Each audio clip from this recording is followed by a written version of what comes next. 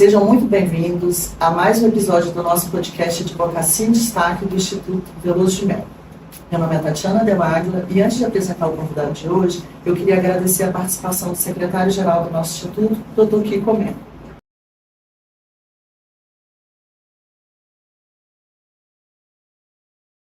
Nascido e formado em Brasília aos 25 anos, o nosso convidado de hoje, com menos de uma década de formado, tornou-se presidente da subseção do Guará, aqui na seccional do Distrito Federal.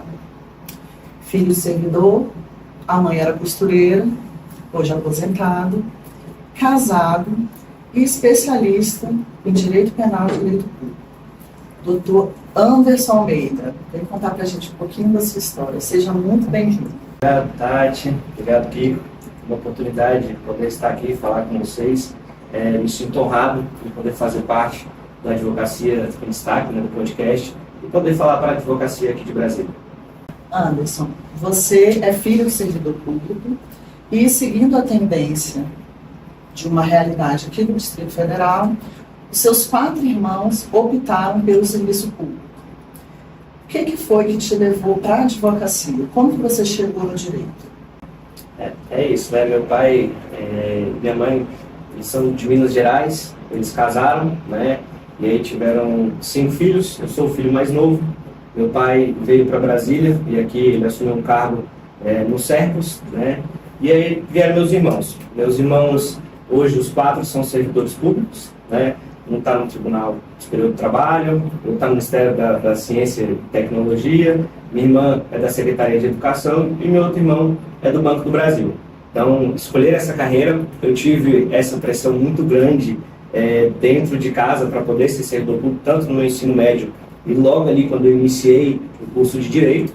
E, assim, eu não vejo ir para o serviço público como um problema, mas eu vejo uma situação de que hoje, eu estar na advocacia, ter escolhido o direito, isso mudou a minha realidade tanto profissional como pessoal na família. Eu falo isso porque muitas coisas, alguns problemas que acontecem em casa, acabam que sobram para mim resolver, né? Para eu poder resolver essa situação. E aí, assim, eu falo que o direito, na minha vida, ele é um transformador social. E eu não escolhi ir para o direito e advogar.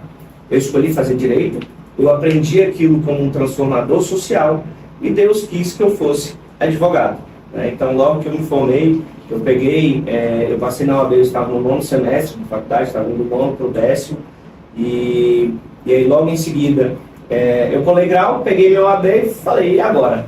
O que eu vou fazer, né? Vou advogar? Vou continuar estudando para concurso público? O que eu vou fazer? Eu falei, não, já que eu peguei o OAB, eu vou advogar e vamos ver o que isso vai dar.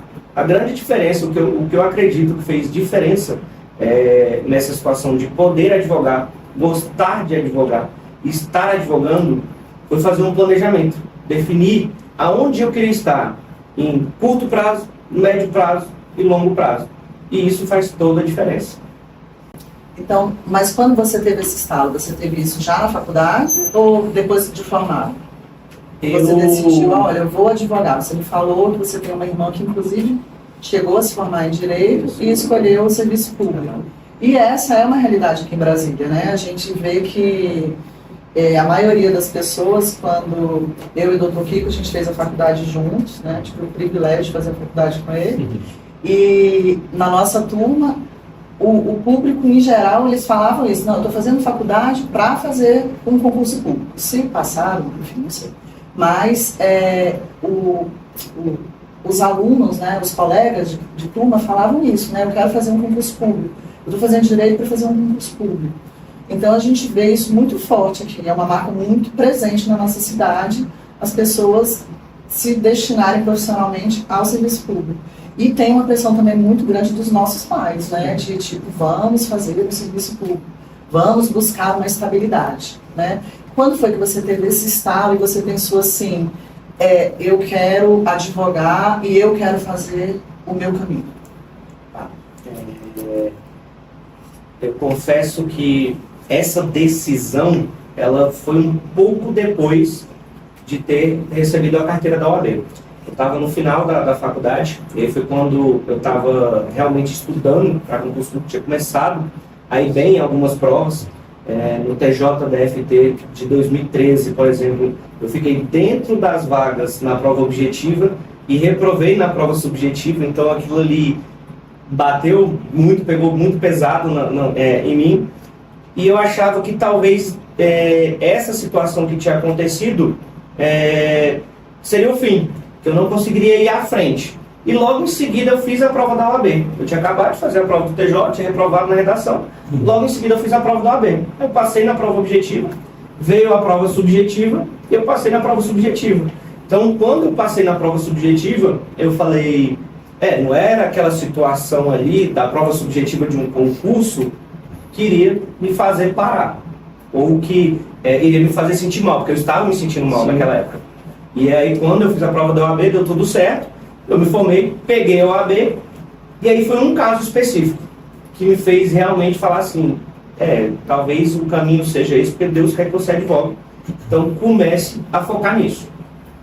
E esse caso específico eu me recordo até hoje, que é por conta até da situação que eu comentei da calça rasgada. Eu tinha, acho que talvez no segundo ou terceiro cliente, era um amigo, né, lá do Guará, e a gente estava ali, tinha acabado, era final do ano, tinha passado o Natal, estava antes do Réveillon, e ele teve uma situação lá, criminal, e acabou que foi levado à delegacia. E aí me ligou, né, e aí eu comecei a fazer a atuação para ele, né, nesse caso. É um caso, inclusive, que ele foi absolvido, né, ele foi condenado em primeira instância, a gente recorreu, ele foi absolvido em segunda instância, né, e a absolvição dele foi por ausência exatamente de materialidade, então foi um caso bem emblemático. Mas o que me recorda que foi meu start da advocacia foi que em uma das circunstâncias, enquanto eu estava advogando para ele era organizador de eventos, existia uma medida protetiva dele para a mulher, só que ela não poderia ir para os eventos que ele organizava. Então, assim, não é uma medida protetiva recíproca, a gente não chama de recíproca, mas existe uma restrição de contato dela também em relação a ele. E ela foi em um desses eventos. E nesse dia que ela foi num desses eventos, eu estava no aniversário da minha irmã, em Águas Claras. Eu estava de terno. Nesse dia, tinha saído de um evento da OAB e fui para o aniversário dela. E aí eu estava lá no aniversário, meu telefone toca.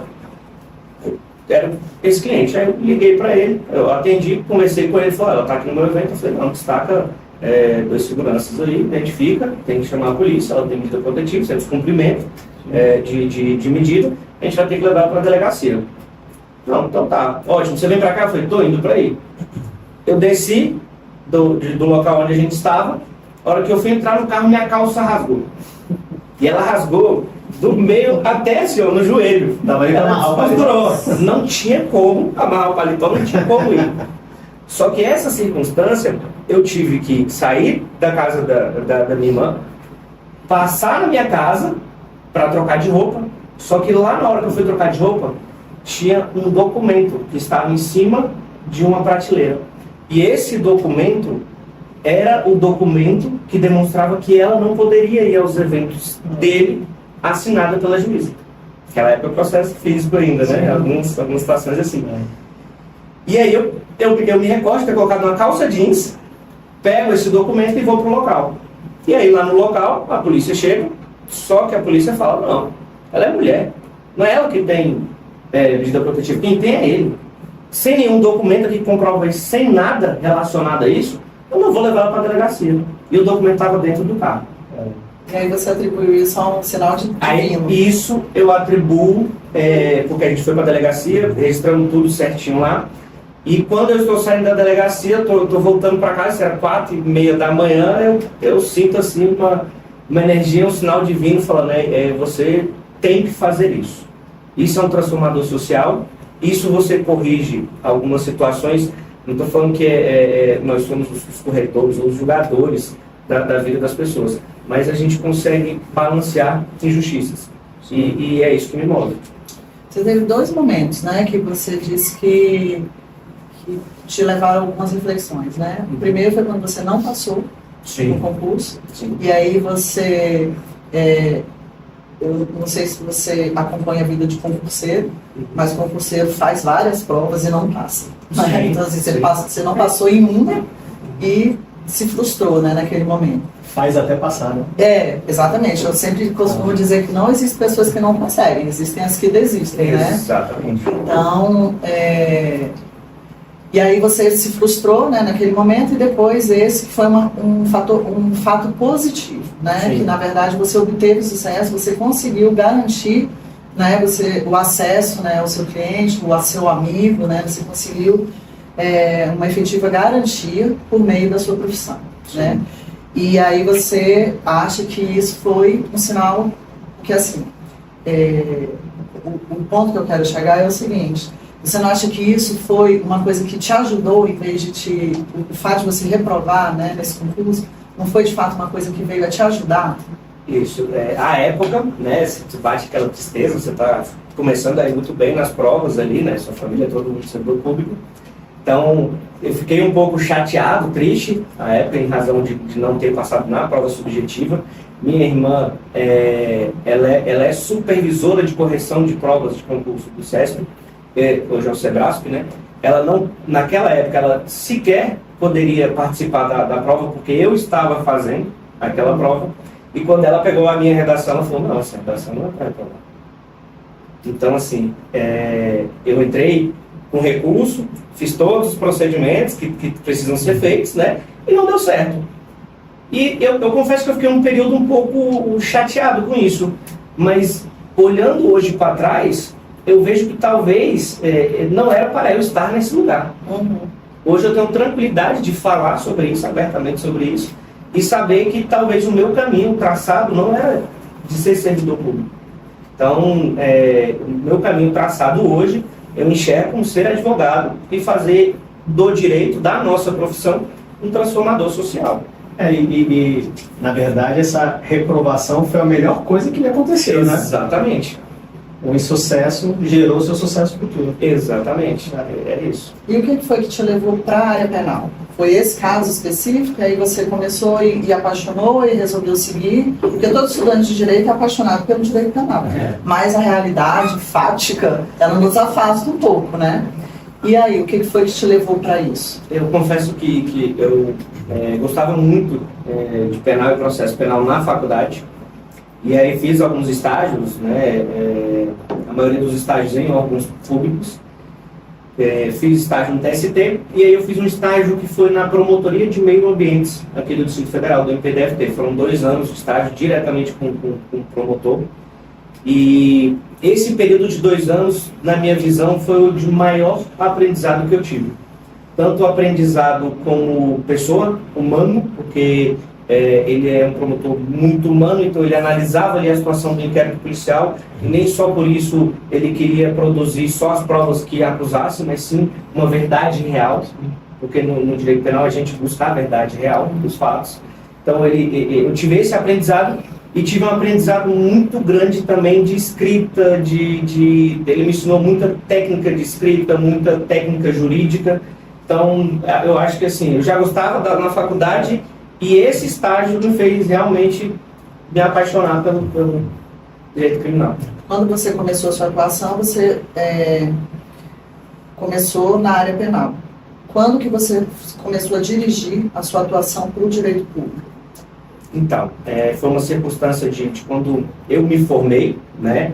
E aí minha atuação no início, quando você se forma, você acaba de pegar o ABL, a maioria das pessoas vão para o generalista, né? Então pegando o que aparecer. Atendo aqui algum caso civil, algum caso da família. Então você vai atendendo. Parente e amigos são os verdadeiros mentores, né? Do recém-formado. Sua primeira carteira são ali, os familiares, amigos, então você acaba atendendo essas demandas. E foi quando eu fiz realmente uma especialização em direito público, inicialmente, né? E aí, mas mesmo fazendo uma especialização em direito público, já foi com a minha tese, minha monografia, já voltada para a área criminal.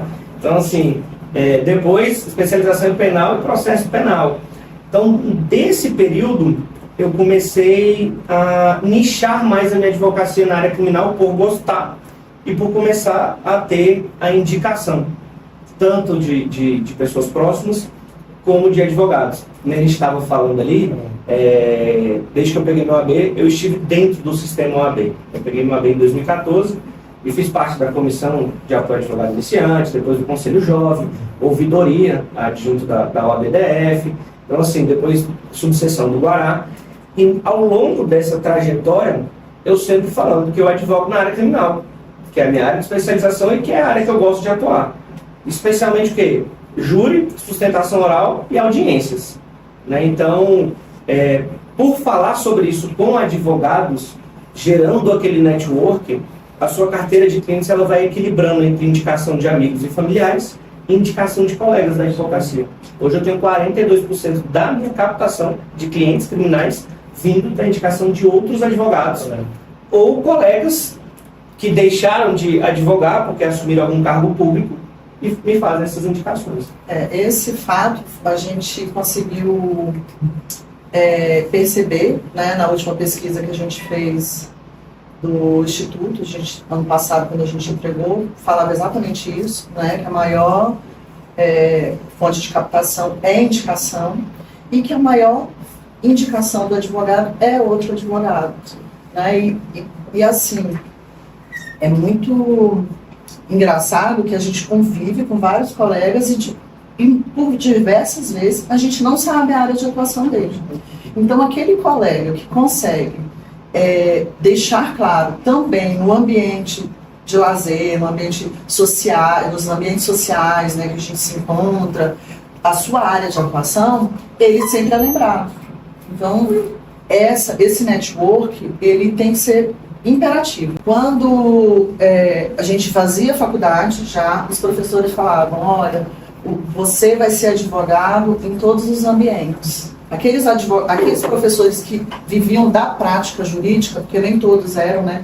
Existem os professores que são acadêmicos, mas os professores que vivem da área jurídica, eles já ressaltavam isso, né? No próprio ensino, eles sempre diziam, olha, seja sempre advogado, seja sempre penalista, seja sempre tributarista, seja sempre civilista, porque muitas vezes a gente convive com os colegas, a gente já entendeu, já fundamentou, inclusive numa pesquisa, que a indicação dos advogados maior é de um colega, e muitas vezes a gente tem colegas próximos que a gente não sabe a área de atuação. Então, fica essa dica, né, para os demais colegas, né. E não é só, na verdade, eu acho que é mais se mostrar, né? Não é ficar se vendendo, né? Não é ser o chato, é se mostrar e construir relacionamento, que no seu caso foi ele da OAB, né? Enfim, tem vários tipos de relacionamento que ele possa ter, mas não é só, acho que não é só o se vender, é sempre fazer relacionamento que converte em possíveis clientes. Né? Existem vários livros na área de vendas, né, que fala exatamente isso, que se mostrar já é uma venda, né? Você tem a forma, né, que eu quero dizer assim. Porque seja o produto ou o serviço, ele precisa ser divulgado. Sim. Né? Então, nessa divulgação que ocorre, né, o conhecimento dos demais, enfim. E aí, falando de OAB, você, aos 34 anos, um bebê foi e assumiu a subseção do Guará. Né? Como foi esse desafio para você? Como que isso aconteceu, na verdade? Como que você chegou? Você já participou para a gente aqui, que desde que você se formou, você fez questão de entrar no sistema OAB. O que te levou para o sistema OAB? Como você chegou no sistema OAB? Foi exatamente essa percepção de ter me formado, ter familiares, em sua maioria, servidores públicos, né? Não tinha advogado na família, então eu pensei, eu preciso estar onde advogados estão, adquirindo conhecimento, relacionamento e notoriedade.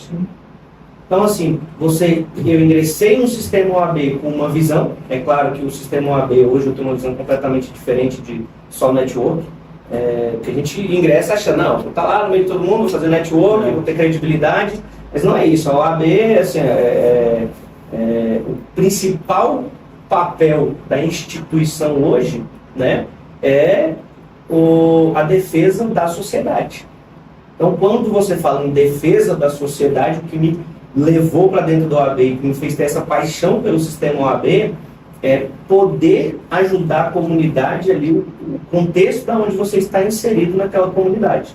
Então, eu acredito no OAB como defesa da advocacia, valorização da advocacia, mas como também uma situação de defesa da sociedade e um apoio fundamental para a sociedade, né? Então, eu ingressei lá em 2014, peguei meu OAB, fui para dentro das comissões, já para advogado iniciante, apresentando um projeto, na época era o curso de formação de jovens advogados, e a gente apresentou um projeto de aperfeiçoamento desse curso para que a gente pudesse ter português jurídico, marketing jurídico, matérias práticas de penal e processo penal, trabalhista, processo civil. Então, a gente fez esse trabalho para ter um curso de formação dos advogados. Hoje é a residência jurídica da UABDF, mas ele tem um histórico que nasceu lá na gestão do nosso querido e saudoso Juliano, né? Então, a gente tem todo esse histórico e hoje é uma residência jurídica. Esses projetos que são desenvolvidos pela OAB, eles são de fundamental importância para a advocacia e também para a comunidade. Porque quando você tem um advogado com conhecimento, com notoriedade, um advogado com credibilidade, e a sociedade é representada pela instituição OAB, então você tem ali um advogado mais valorizado pelas instituições, pelos poderes constituídos na localidade e pela sociedade. Então isso faz com que o advogado mais respeitado ele seja contratado na localidade e aumente os seus honorários. E aí você estava dentro desse sistema, gostou, se apaixonou e falou, vou virar presidente. Virei. Como é que foi isso? Conta pra gente. Quando eu estava no Conselho Jovem da OAB, o Conselho ele é um órgão consultivo que a gente faz proposições de matérias voltadas para a advocacia. Então ali eu já percebi algumas necessidades que a advocacia tinha e eu senti a vontade de implementar algo para ajudar nisso, né? Tanto que logo depois eu fui para ouvidoria adjunta da OABDF. E aí lá que eu vi a realidade do que acontece com a advocacia. Na ouvidoria a gente recebia às vezes 50 demandas por dia, ou é cliente contra o advogado, ou é o advogado reclamando de alguma atuação que ele está tentando fazer e alguém está violando alguma prerrogativa dele, né? Ou é advogado contra advogado. Então, a ouvidoria é um órgão muito sensível, porque você vê realmente o que está acontecendo com a advocacia, o que está acontecendo com a comunidade e com aqueles clientes que estão sendo atendidos. A vida como ela é. A vida como ela é. A ouvidoria realmente são os ouvidos do presidente, para que o presidente possa saber o que está acontecendo na realidade da advocacia, para implementar projetos que vão valorizar, apoiar a advocacia, defender a advocacia e também a sociedade. Então, ali eu vi a realidade, e aí logo em seguida eu estive como secretário-geral da subseção do Paranoá e do Itapuã, e lá na implementação dos projetos, e aí que era um dos pilares da gestão que eu fiz parte, era exatamente fazer com que o advogado de lá, quando a gente entrasse, ele ganharia X, e quando a gente saía, a gente queria saber o quanto ele estava recebendo de honorários e o que isso aumentou. Então a gente fez uma pesquisa no início da gestão, uma pesquisa social no início da gestão, identificamos quais eram as dificuldades do advogado, o quanto ele ganhava ou não, e fizemos um trabalho juntamente com o quê? Com o judiciário da localidade, com a administração da localidade, com o Ministério Público, com a Defensoria Pública e com a sociedade civil organizada. E qual que era o nosso papel? Demonstrar que o advogado da região era um advogado capacitado e teria condições suficientes de atender as pessoas da região. Então, com isso, o judiciário, a administração pública local respeitava o advogado na sua atuação e a sociedade visualizava aquele advogado como representado pela sua instituição, um advogado que teria condições de atender as demandas da localidade. Então foram 3 anos de gestão e ao final da gestão nós fizemos uma nova pesquisa e nós vimos que os honorários do advogado, ele dobrou de recebimento por conta de uma atuação que o sistema OAB pode fazer. E às vezes é uma atuação invisível, mas que vai gerar apoio, defesa e valorização para a advocacia. Então foi isso que aconteceu. Quando isso aconteceu, eu nasci no Guará, cresci no Guará, minha vida inteira foi no Guará. Eu falei, eu preciso levar isso aqui para onde eu nasci, para a advocacia da minha localidade. Foi essa a minha intenção. Como foi esse desafio lá à frente da sucessão? Foi um desafio, para mim, muito importante, um dos maiores que eu já tive profissionalmente falando, porque estar na condição de presidente, a sua demanda, ela é muito maior, ela exige muito mais responsabilidade. Então você precisa estar também organizado dentro do seu escritório para que você possa dar continuidade no atendimento dos seus clientes, porque é dali que você vive, o trabalho da OAB não é remunerado, né? E então você precisa estar organizado aqui para poder gerenciar e dar realmente a efetividade dos serviços da advocacia, da OAB. Então, lá foi um desafio muito grande, foi muito importante. Eu fiz um compromisso desde o início de não reeleição, porque eu acredito em oxigenação, eu acredito em novas ideias. Foram 3 anos de muito trabalho, e eu tenho uma grata honra de poder falar que Dr. Matias, que é o atual presidente, ele era o diretor tesoureiro, né? Ele foi eleito e nós fizemos a posse agora, né? Eles fizeram, a nova gestão organizou a posse lá na administração.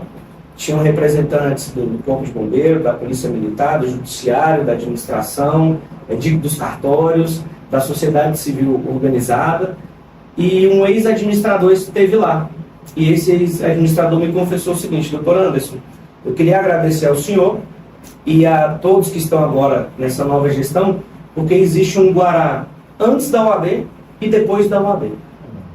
Então, quando ele me falou isso, eu me senti honrado, porque eu consegui visualizar que o sistema OAB tem sido importante para poder construir uma relação entre a sociedade civil organizada, os poderes constituídos, e com isso a advocacia também. E para o próprio desenvolvimento daquela cidade regional. Isso, exatamente, porque um dos nossos papéis também era fomentar as atividades empresariais locais. Então, fizemos diversas parcerias com a associação comercial, eventos na administração em defesa do Código de Defesa do Consumidor, dos direitos dos consumidores. Então, na feira nós fizemos eventos e também lançamos um projeto que é para que a advocacia tenha benefícios em todos os comércios locais do Guará. Eu, felizmente, pude acompanhar um pouco da sua história, e você ainda mais menino, do que quando você entrou lá na OAB do Guará, na sucessão do Guará, quando você se tornou presidente. Acompanho, eu já acompanho o seu trabalho, a sua participação na OAB há algum tempo, Eu tive o privilégio de ver você dentro do sistema OAB, você conquistar a eleição na sucessão do Guará e fazer o sucessor, que é eu acho que o maior sonho, quando o presidente aqui, quem conhece um pouco do sistema OAB, sabe que o maior sonho do presidente, além de fazer a sua boa gestão, ser lembrado pelo seu mérito, é fazer o seu sucessor. Fazer o seu sucessor é como se fosse a cerejinha do bolo. Reconhecimento do bom trabalho. Exatamente, o reconhecimento. Mas, não são todos que conseguem. Então, você conseguiu, parabéns, você conseguiu fazer o seu sucessor, conseguiu a cerejinha do bolo. Mas o ponto que eu quero chegar com você não é esse. É o seguinte: quando você entrou na sucessão do Guará, você era um menino mesmo, em todos os sentidos, Você, não só de idade, mas de maturidade mesmo, profissional, técnica, que a gente vai adquirindo ao longo da profissão, sem demérito nenhum. E vi você muito novo, assumir ainda com aquela inocência e empolgação juvenil. E quando você saiu, quando você fez o sucessor, a gente vê aqui uma outra postura, uma postura mais madura mesmo, diante de, com certeza, várias dificuldades que você passou lá. Como foi essa gestão para você nesse sentido, porque isso era o ponto que eu queria chegar quando eu fiz a outra pergunta, esse era o ponto que eu queria chegar. A atividade da OAB não é uma atividade remunerada.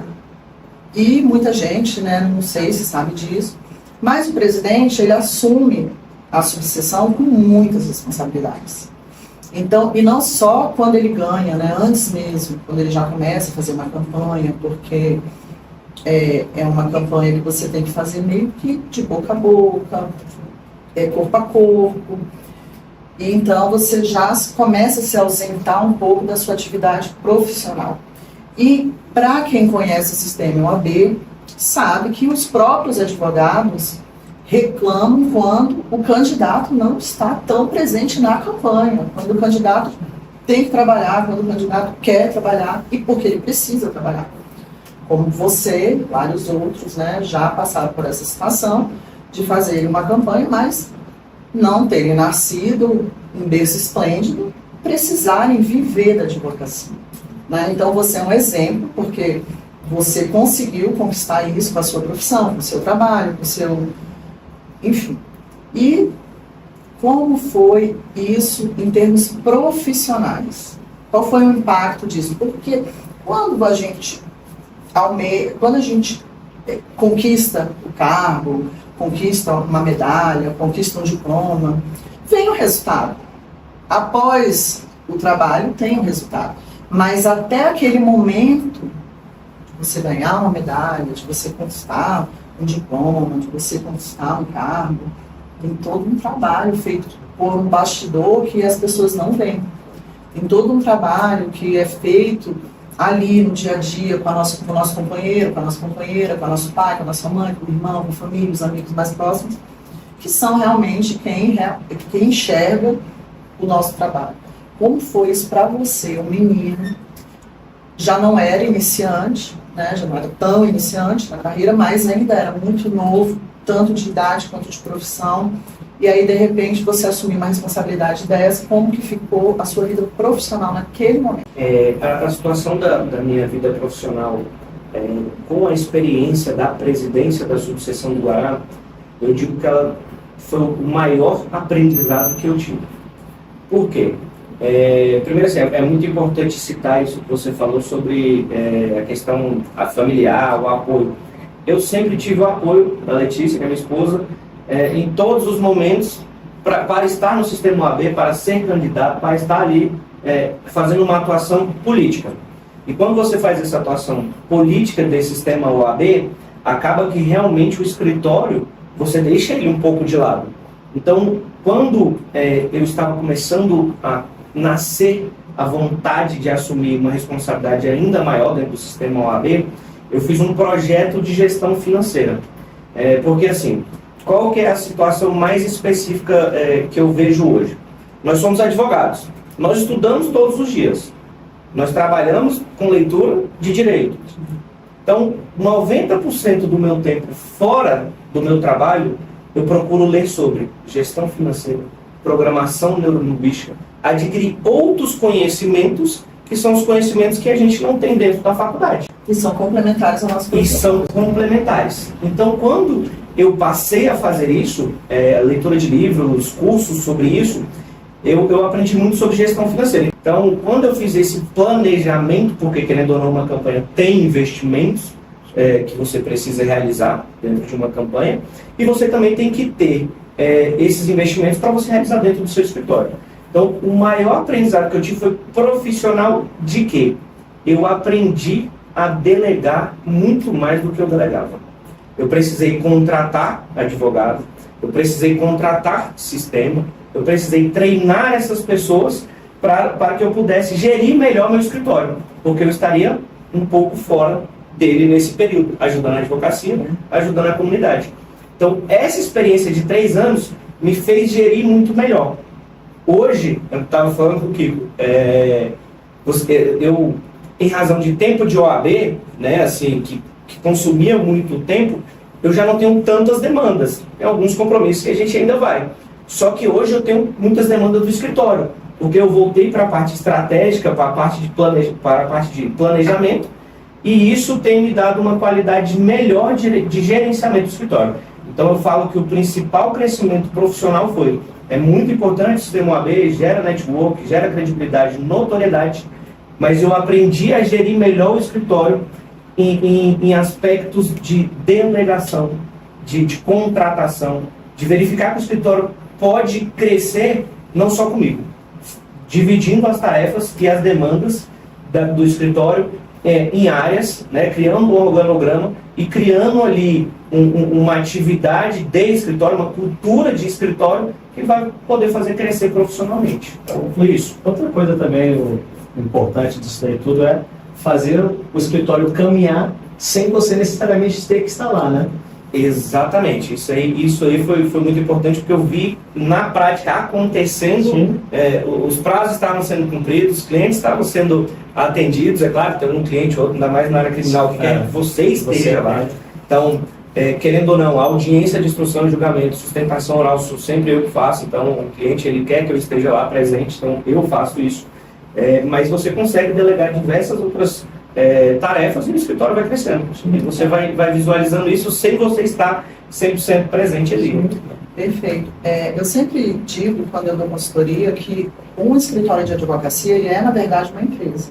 A gente gera empregos, paga tributos, somos uma empresa.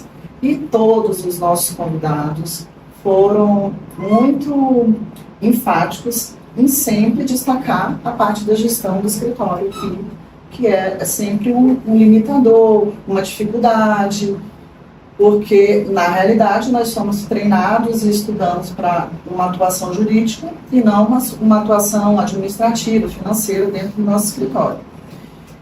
E também é importante a gente ressaltar que, a pessoa que entra no sistema OAB, ela sai um pouco do seu escritório, mas, como você disse, dentro do sistema OAB a gente vê a vida como de fato ela é. Então, em termos técnicos, há um crescimento também do profissional muito grande. O profissional, ao ter contato com outros colegas, ao verificar demandas, ou dentro da ouvidoria, ou dentro de uma comissão, vendo essa vida como ela é, ele adquire também dos seus pares um conhecimento técnico que vai oferecer também essa notoriedade que você busca. Troca de experiência. Essa troca de experiência, esse network. Então, quando a gente diz o network no sistema OAB, a gente também se refere a essa parte técnica que o advogado adquire ao estar lá. Se ausenta um pouco do escritório, claro que numa gestão mais direta, sendo da diretoria, você vai ficar mais ausente, mas também esse conhecimento técnico vai ser revertido para você quando você voltar para a sua atividade, porque é uma coisa temporária e tem que ser, como você falou, eu também acredito nisso, eu acho que o sistema ele tem que se oxigenar e sempre ter pessoas novas, não só nos cargos de direção, mas no próprio conselho, nas próprias comissões, tem que entrar porque tem gente nova. E hoje a gente vive um momento de total mudança social no aspecto empresarial. Porque se antigamente o forte eram as empresas sólidas, tradicionais, consolidadas, com sistemas de gestão muito definidos, muito bem definidos, que era o quê? Você tem que ter um plano de negócio, você tem que ter uma pesquisa de mercado, um plano de negócio e um planejamento financeiro estratégico para trocar a sua empresa. Esse foi o modelo de gestão de várias empresas durante muitas e muitas décadas. Hoje, com toda essa revolução social dessa era tecnológica que a gente vive, existe uma mudança significativa no perfil empresarial, porque hoje não são mais as empresas tradicionais, não é mais essa coisa engessada, planejamentos de 10, 20, 30 anos, não existem mais. A gente faz planejamento de 3 meses, 6 meses, 8 meses, 1 ano. E essa dinâmica das startups, né, que são, na verdade, empresas que são destinadas a tentar coisas novas, que criam, que geram novos negócios, também vai impactar na advocacia. Já está impactando com a inteligência artificial, com essa revolução tecnológica dentro da nossa profissão. Então, hoje, a gente não vê mais processos físicos, a gente não tem que ficar indo no tribunal para pegar andamentos, enfim, coisas que melhoraram bastante, que tendem a nos ajudar, mas também vai haver uma mudança significativa na atividade como um todo, principalmente no que se refere ao profissional. Como que você vê isso? Hoje eu enxergo essa situação, essa evolução tecnológica, num processo muito acelerado. E é exatamente isso que você falou. Antigamente, as empresas tradicionais faziam planejamento de 30 anos. Hoje, um planejamento de startup de 3 anos é longo prazo. Nem existe, né? Porque startup em 3 anos, às vezes, nem existe mais. Exatamente. Então, assim, quando você está pensando nessa situação de planejamento e nessa evolução tecnológica, a advocacia também precisa acompanhar. Então, foi o que eu falei. A gente teve a implementação de sistemas dentro do escritório. Hoje a gente utiliza uma plataforma que ela possui atendimento multitarefas mais inteligência artificial. Assim, a parte de relacionamento com o cliente, não só porque existe um relacionamento com o cliente anterior ao fechamento do contrato, durante a atuação advocatícia e o posterior, né? Você precisa fazer. Vive, né? Exatamente. Então, você está 3, 4, 5 anos ali fazendo uma atuação, você precisa manter essa relação com o cliente nesse período. Então, hoje já existem sistemas que você, com um clique, você gera um relatório e você programa para todo dia 5 enviar para o cliente o relatório do processo dele com uma explicaçãozinha técnica sobre aquilo ali que está acontecendo. Então, isso é só um ponto de atendimento ao cliente. E ainda existem as plataformas de transcrição de reuniões, transcrição de audiências, porque hoje as audiências, em sua grande maioria, são feitas de forma virtual, gravada. Então, para fazer degravação, transcrição daquilo, lhe dava muito trabalho. Hoje em dia você tem sistemas em que minutos faz e te dá um resumo detalhado daquilo ali, né? Então, são muitas ferramentas que eu acredito que a advocacia precisa utilizar. Os sistemas de jurimetria, né? O sistema de jurimetria que é relacionado a você saber qual o padrão de decisão.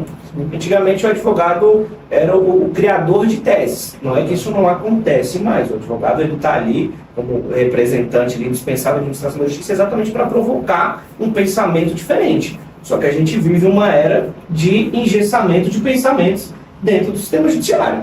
Querendo ou não, nós temos um padrão de decisões. Existem aplicativos que identificam o padrão dessas decisões e que produzem peças com jurisprudências relacionadas a isso, para que você tenha o melhor encaminhamento daquela sua petição dentro ali do sistema judiciário. É claro que isso não vai substituir um despacho, uma sustentação oral, porque o papel não tem o sentimento. O que gera o sentimento é a relação humana, que é a parte subjetiva do julgamento. Mas por outro lado, essa interação humana do advogado com o tribunal, ela está cada dia menor. Né? Sim. Então, é exatamente nesse sentido que eu te pergunto, você consegue vislumbrar alguma mudança ou alguma ideia? Porque existe uma massa de uma advocacia que precisa trabalhar, né, que precisa fazer alguma coisa nova, e as ferramentas tecnológicas, elas estão aí, precisamos usar, a gente não podemos encarar as ferramentas tecnológicas, seja elas quais forem, como adversários, porque isso vai só dificultar o nosso trabalho. Sim. Nós temos que abraçar toda essa tecnologia e aplicar no nosso dia a dia, melhorar o nosso serviço, a qualidade do nosso serviço e oferecer um serviço de qualidade cada vez maior.